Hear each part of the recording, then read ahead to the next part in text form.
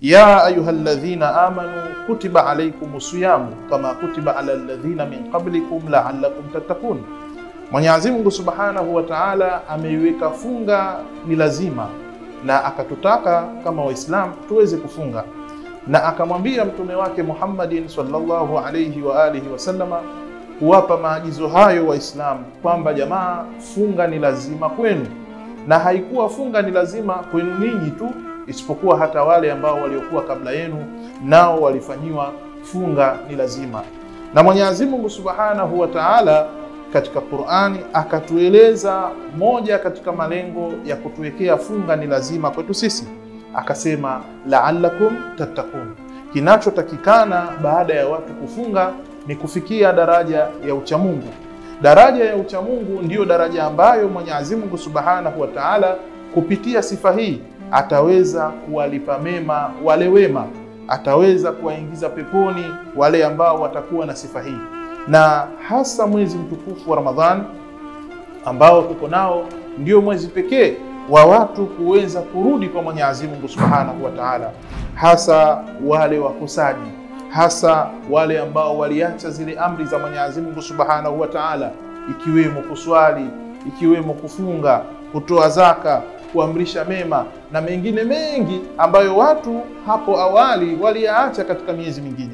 Sasa imewadia Ramadhani, ndio mwezi wa watu kufanya juu chini kuweza kuanza kupata sifa ya uchamungu, na sifa hii baadaye kuendelea nayo mwaka mzima baada ya mwezi huu mtukufu wa Ramadhani. Kwa hivyo tupende kuwaonya na kuwasisitiza ndugu zetu Waislamu, si vyema katika kipindi hichi cha mwezi mtukufu wa Ramadhani kuwaambia baadhi ya ndugu zetu Waislamu tuliokuwa tukiwaona huko nyuma, ima ni walevi au ni watu wasioswali au ni watu wenye matatizo moja mbili tatu ya kiakhlaki, sasa wamevaa kanzu, watu wale wamekuja misikitini, tukaanza kuwashangaa na kuambiana kwamba mtu huyu si alikuwa mlevi juzi juzi, mtu huyu si alikuwa ni mcheza kamari, mtu huyu si ana mashine ya kubeti, mtu huyu si mbetiji mzuri wa mambo ya mipira, mtu huyu.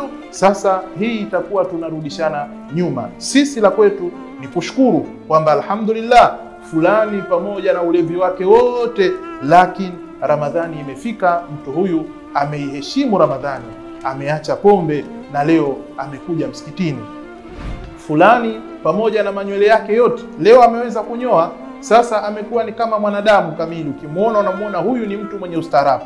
Zamani kabla ya hapo alikuwa na manywele na marasta, leo ameondoa rasta zake, leo ameacha kuvuta bangi zake, leo ameacha tabia zake zote ambazo zilikuwa si tabia nzuri katika jamii, na hatimaye amekuja msikitini.